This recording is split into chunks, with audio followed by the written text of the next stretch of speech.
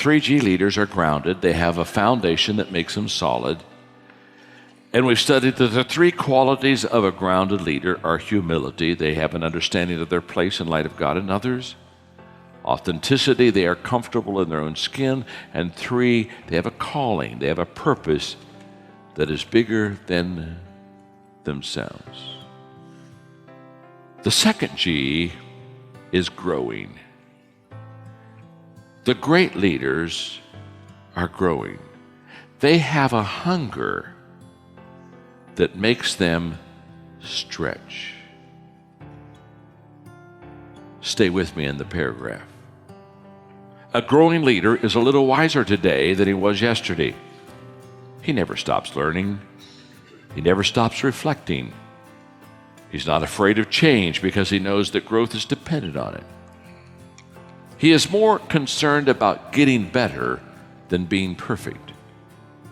He is constantly looking to improve himself and the people around him. So I sat down and I spent a great deal of time on this lesson because, I wrote the 15 laws of growth. I talk a lot about growth. And let me give you a little bit of my thought process before I teach it today. As I thought about you and how important you are to me, and I thought about the vitality that growth brings, I began to ask myself, what are the areas that a person has got to make sure that they grow in? I suppose we can grow in a lot of areas, but if you're going to be really good, you got to get it down to a few areas where you say, these are essential to my success. And what are they? And so I had the most wonderful day. Margaret and I have a cottage up in Highlands, North Carolina. It's in the mountains, and it just lets me get away. And I took my legal pad, and I asked myself for an entire day, John, what are the essential elements? What are the essential areas that a person really needs to grow in to be successful? Let me give them to you. Number 1 is confidence. Confidence. I love this humorous thought on confidence that I have next. Confidence is the uplifting feeling you have before you truly understand the situation. Hey, by the way, show your hands. How many of you have been there before, huh? You just feel so confident and you feel so good. You go, oops, oops, oops. Okay. Great leaders are confident in themselves. They're confident in their vision, and they're confident in people. And the result of that, confidence in themselves, their vision, and the people, the result of that is that the people have confidence in their leader. A confident leader gives people confidence. In fact, I'm going to do a whole lesson on this next statement because when I had my legal pad and I was spending my day just thinking on this, I realized once I made this next statement that I was on to something and I've got to go tap into my mind a little bit more and pull it out. We think of leaders sometimes and we think, oh, they're so charismatic. And we think of charisma as a personality. Listen to me very carefully because what I'm going to say is going to help some of you. Confidence is the core of charisma. When you see a person that has charisma, the core of that ability to be free and open and enjoy their life, the very core of that is that they are confident in themselves. And I remember so well, let me tell you a quick story. I remember so well. This would be, this would be in the 1970s. And Margaret and I were going somewhere, and so I stopped at McDonald's. They didn't have a drive-through then. I mean, it's where you got out of the car and you went in. And I wanted to get something to eat, and I wanted to get a Diet Coke. And so I went in and I asked for a Diet Coke, and I'll never forget the girl behind the counter said, "We don't have Diet Coke, we just have Coke." And I said, okay. Then I'll tell you what, I don't want that. Just give me a cup full of ice. And she looked at me and said, "Oh, I don't think I can do that, sir." I mean, she's looking on her little deal, and there's no place where you punch a cup of ice. And so she said, she said, I don't think we could do that. And I smiled real confident at her, and I said, Yes, you can. And I'll never forget, she looked at me and said, okay. Okay. And she went over and she got a cup, she got it nice, she was happy as a clam, gave it to me, and I thanked her very much, and off I went. And as I walked back to the car, all of a sudden I realized what confidence does for people. Yes, you can. You can do that. Oh, okay. Woo! Never thought of it before. I would wish for every one of you today as a coach to really become a confident person. If you want a marketing plan, nothing sells like confidence. Nothing. Once you're confident and you truly know that you can help people, once you truly know that you can add value, I can tell you, I can look people right in the eye and I can say with all the integrity in the world, trust me, I can take you to a whole new level in your life. I'm not BSing them. I'm not delusional on drugs. I know. And guess what they do? They buy into that confidence. So I began to ask myself, what are the confidence killers? If we're going to grow in it, we got to know where to clear the weeds, don't we? The number one confidence killer is low self-image. I don't think I can rises from a deeper, I don't think I am. I don't think I can rises from a deeper, I don't think I am. Lower self-worth translates into 37% less willingness to negotiate and use of 11% fewer negotiation strategies. Increased self-worth correlates with a greater willingness to incur the risk of prolonged negotiation and greater adaptability. It's just a powerful statement on negotiation. You won't even go and negotiate if you don't have the confidence. In short, the less confidence you have in yourself, the faster you will give up trying to get what you want. That's a fact. When I see a person that quits quickly, they have low self-confidence, low self-esteem. That's why they quit. Fear is another killer of confidence. You see, confidence comes from not always being right, but not fearing to be wrong. When you run into a confident person, the confident person isn't always right. They just don't fear being wrong.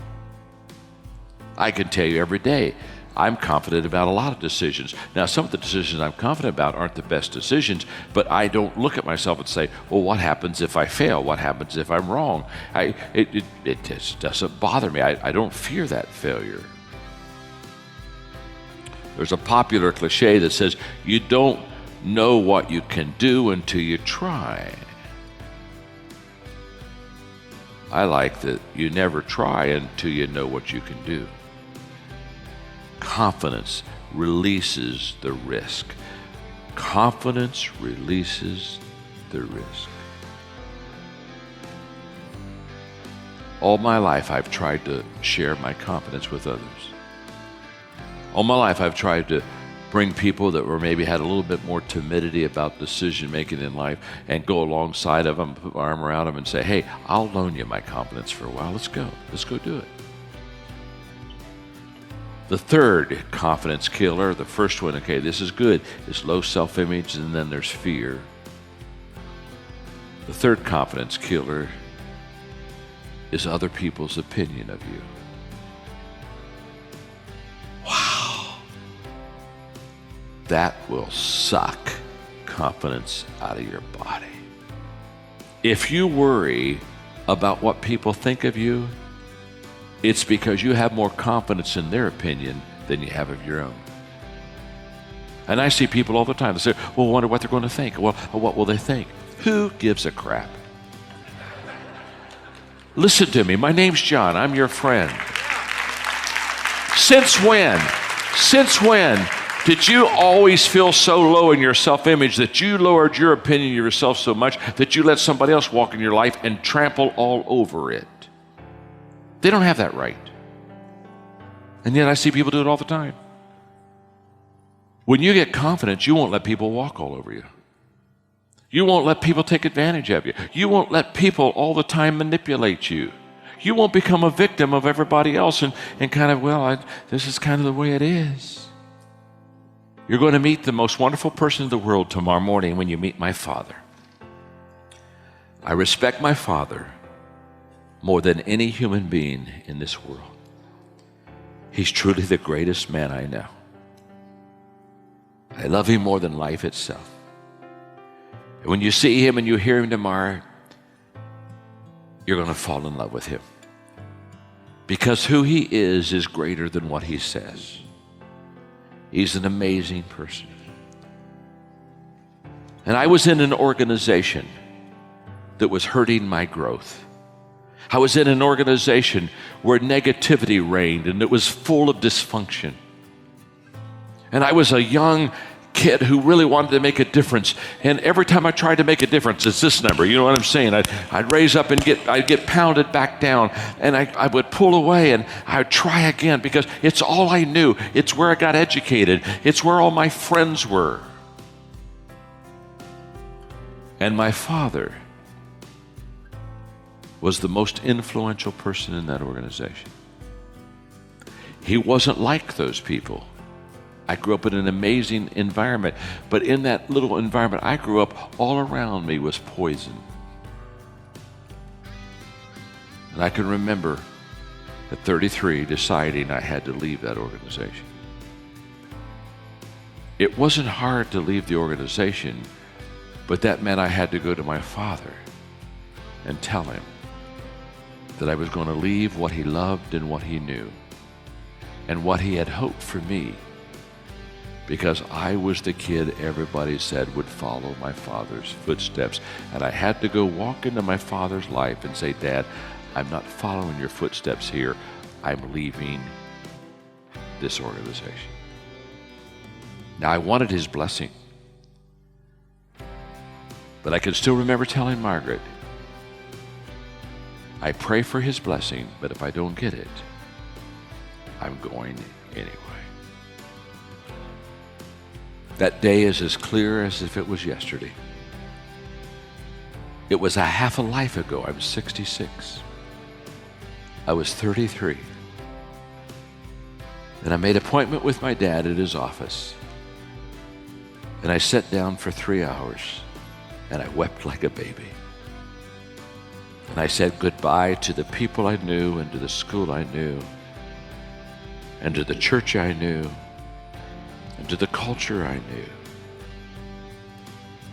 And I looked at my father and I said, Dad, I'm going. You can't talk me out of it. Can I have your blessing? Now, fortunately for me, he loved me and gave me his blessing. But let me tell you what I did to my dad. My father, for the next 6 months, had to explain his son to all of those people. There are some of you in this room,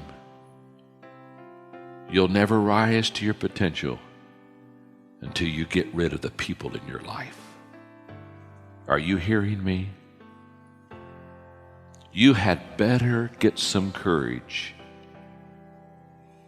or you're going to suck around and live in a leper colony and wonder why you never get whole. If I could do anything for you, I would walk into your life and I would breathe courage into your life. And courage is a result of confidence. You have never seen a courageous person that didn't have confidence. It is not the difficulties that defeat us. It's the lack of confidence in ourselves that defeats us. Confidence is the cornerstone of leadership. Clarence Randall said the leader must know that he knows and must be able to make it abundantly clear to those around him that he knows.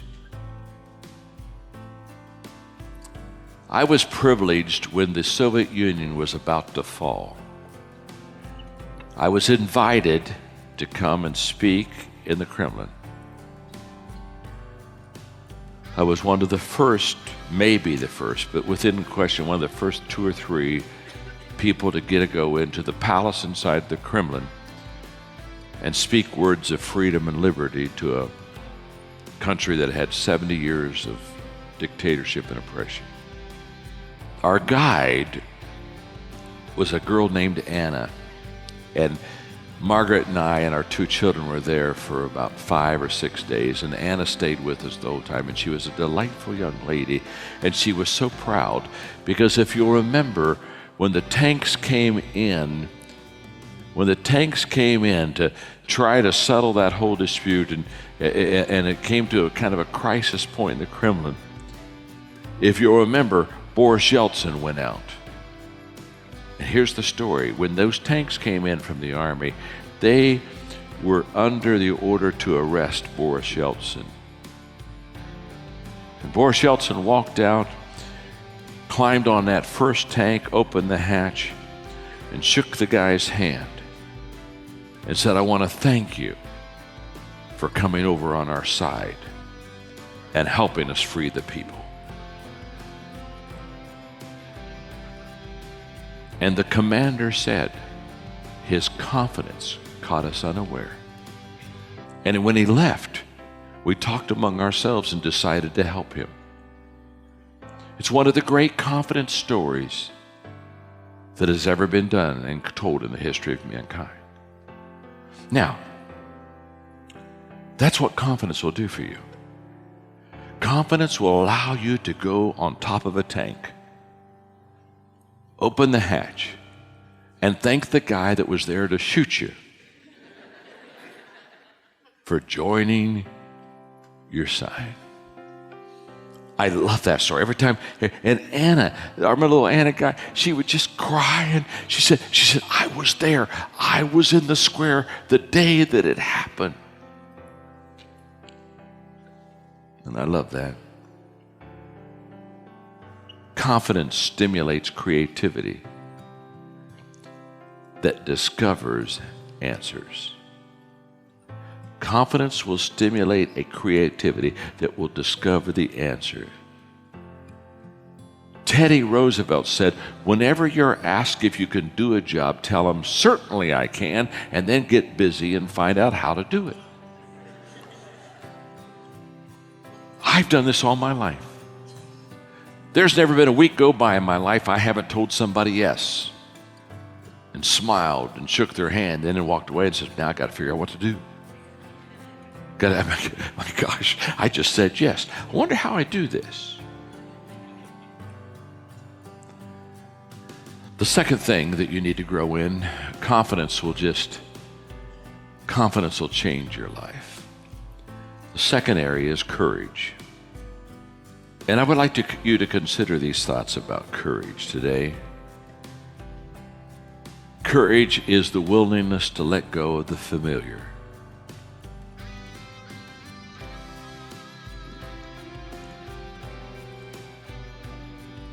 What you have known and what you have done hinders you from being what you could become. Life expands or shrinks in proportion to your courage. Stay with me in your notes now. Many, many great things have begun with a single act of courage throughout history and today. A person steps out and makes one courageous decision, and that one domino starts many other dominoes following. Stanley said, this is my friend Andy, we have to step out and take the first step. And we may never know the ripple effect that one courageous decision. Catalyst leaders, your decision is to do something courageous, and it may result in something greater than you ever imagined. Step out. Courage is not waiting for your fear to go away. We know this. We know this at the gut level. But many times fear still holds us back. Fear in leadership usually is connected to the uncertainty about the future. But uncertainty about the future is never going to go away. I tell leaders all the time, uncertainty is why they are leaders. Uncertainty gives you job security. Whenever there's uncertainty, there will always be a need for leaders, which means always stepping out in the unknown, which always requires courage. I loved his statement, courage was like moving the dominoes. And I run into people all the time that say, well, I'm not certain about it. Leaders are always uncertain. We're never sure. But that doesn't eliminate courage. It's courage that gets people to move, not certainty. Courage is living one's convictions in the face of fear. Fear, it can be a speed bump, but it shouldn't be a stop sign. The Bible never says that courage and fear are mutually exclusive. In fact, the most courageous acts take place despite fear. The book of Hebrews expresses this quite graphically. Stand firm on your shaky legs. I love that, huh? Those who follow will become strong. In San Diego, every year I would take my staff on a retreat, and every year I would do this exercise with them. New staff members that had come on during that year, I would give them the plaque, and the plaque would say, I don't have to survive. And I would tell new staff members, you're on staff not to play it safe. You don't have to survive here. You don't even have to live. But be courageous. In Acts chapter 20, here's what Paul said, I feel compelled to go to Jerusalem. I'm completely in the dark about what will happen when I get there. I do know it won't be any picnic. For the Holy Spirit has let me know repeatedly and clearly that there are hard times and imprisonment ahead. Here's your phrase. But that matters little. What matters most to me is to finish what God started. The job that Master Jesus gave me, and letting everyone know that I meet that know about this incredible, extravagant generosity of God. I was sharing in one of my Q&As yesterday that we have fear and we have faith, and the stronger emotion will always win. If my faith is stronger than my fear, which is positive, then I'll do the things that faith requires. If my fear is stronger than my faith, I'll always do the things that fear requires. You got to feed your faith. You got to starve your fear. This is one of my favorite leadership quotes by Nelson Mandela. This was given before he went to prison in 1964. Nelson Mandela said, during my lifetime, I've dedicated my life to the struggle of the African people. I have fought against white domination, and I fought against black domination. I've cherished the ideal of a democratic and free society in which all people live together in harmony and have equal opportunities. It's an ideal which I hope to live for and to see realized. But my Lord, he's talking to the judge, if it needs be, it's an ideal which I am prepared to die. Courage is the door that can only be opened from the inside. Someone on the outside can't do this for you. You gotta open it from the inside. This means only you can do it. And you can do it. This was difficult for me because I was so relationally driven in my early years. I just wanted everybody to love me. I just wanted everybody to like me. And I could tell you story after story of bad leadership decisions I made in my early years because I just wanted peace. I just wanted everyone to think well of me. I just wanted everybody to smile. And I can tell you stories of compromises I made, stupid decisions I made, because I just wanted approval. I was so relationship driven that I just couldn't make a hard decision because what would somebody feel, or what would somebody do, or what would somebody think? Now you see me at this age. You have no idea how easy it is for me to look you in the eye and tell you the truth and not flinch nor care. I didn't get this way overnight, but I did get this way because there came a day in my life that I decided that I wanted to be a leader, not a clown.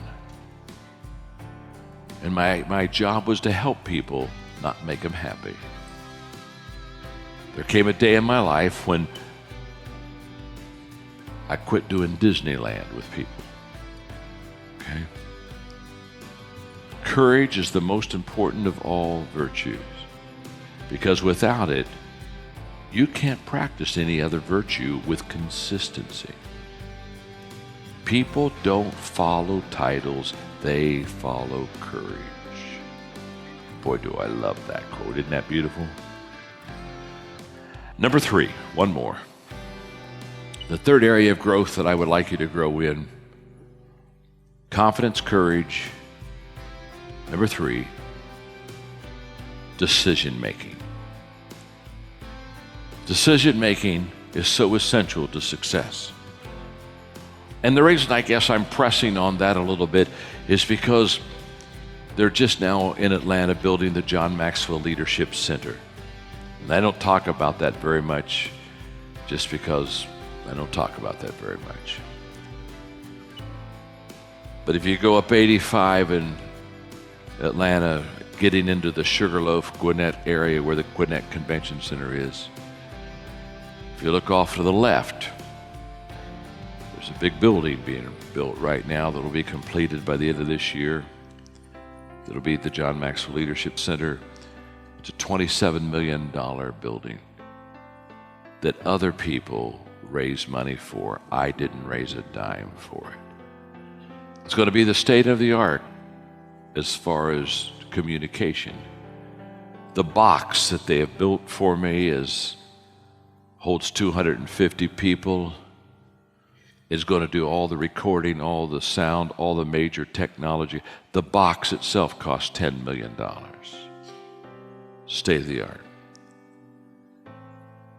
And in the John Maxwell Leadership Center, they're going to have a boardroom. And so the people around me said, John, we would like for you in the boardroom, since you have discussions and make decisions, we would like you to put the most important decisions that you've ever made in your life. And we'd like to put it around the boardroom so when people go in and have meetings, they would be able to read and say, oh my gosh, that was an important decision in his life.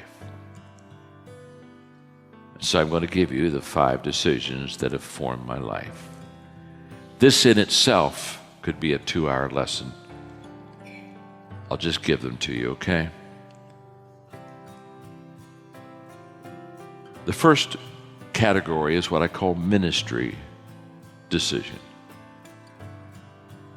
And at the age of 23, this was the quote that I kind of accepted for my life and ministry.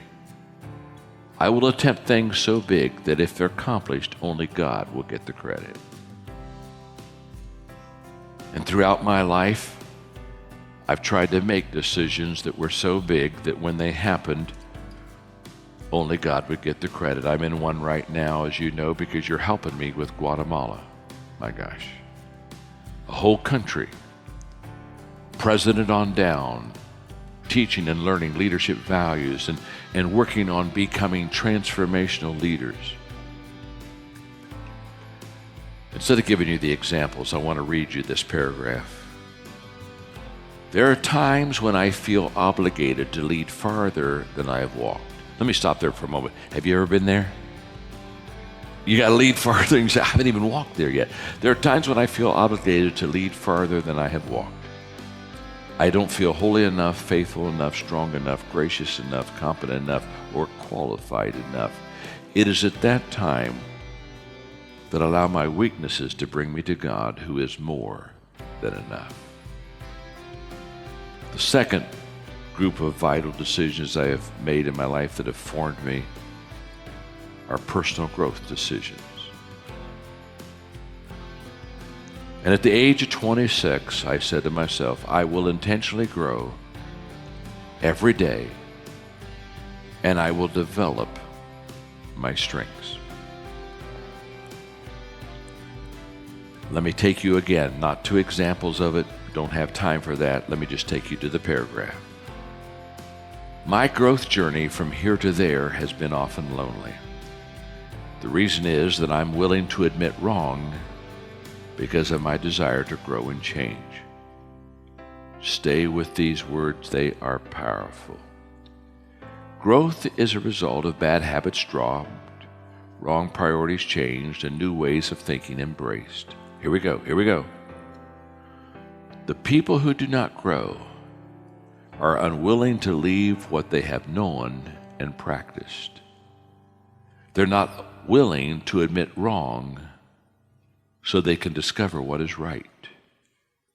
Therefore, they cling to right, and their lives turn out wrong. How sad. Surrender of being right is a prerequisite to finding right. You can feast your mind on that for about a week. Thirdly is partnership decisions. At the age of 30, I basically said this: I will first help others get what they want and what they need. Then they will help me get what I need. My wonderful friend Zig taught me that. And partnership has been absolutely huge in my life. And I'm grateful. The John Maxwell team is a classic example of partnership. Again, let me read just the statements, the paragraph. Early in my life, I had a decision to make. Would I be a ladder climber or a ladder builder? In the beginning, I made the wrong decision. I chose to be a ladder climber. I viewed all of my colleagues in ministry as competitors, and I worked hard to climb the ladder faster than them. As I started to succeed, I felt lonely and unfulfilled. I changed and became a ladder builder. I began to complete others instead of compete with them. I discovered that helping others succeed with me is more rewarding than my personal success. The fourth area of decisions that are key, I believe, in growth is relationship decisions.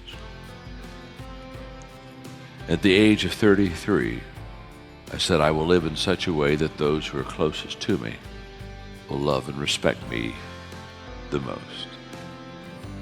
My best friends are people who have known me the longest and are the closest to me. Here we go. Success creates a gap between myself and others.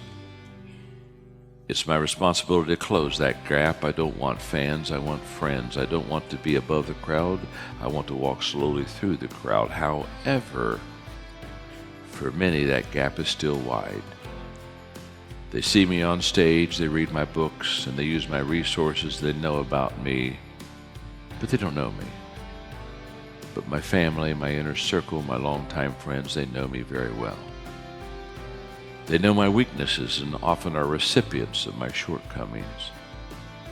To be unconditionally loved by those who know me well is my greatest joy. I am not a self-made man. I am who I am because of those who cared enough about me to touch my soul. Leadership decisions. At age 48, I will add value to leaders who will multiply value to others. Read one more paragraph. In 1976, I was called to train leaders. Over the years, that calling has evolved and taken shape. Resourcing leaders became an early commitment of mine, and then the Hatchet Committee determined that my speaking schedule should give priority to the number of leaders that we would have in the audience. Then my publisher, Thomas Nelson, discovered that 60% of my reading audience was in the secular community. And I immediately sensed God directed me to focus on that market and to be salt and light in the business community. Often people ask me about my legacy. It is in the hands of leaders we have trained. Those hands will live beyond me and reach people that I could not have reached. And I close with this. Look me in the eye. It is in your hands that I give my legacy. Thank you very much.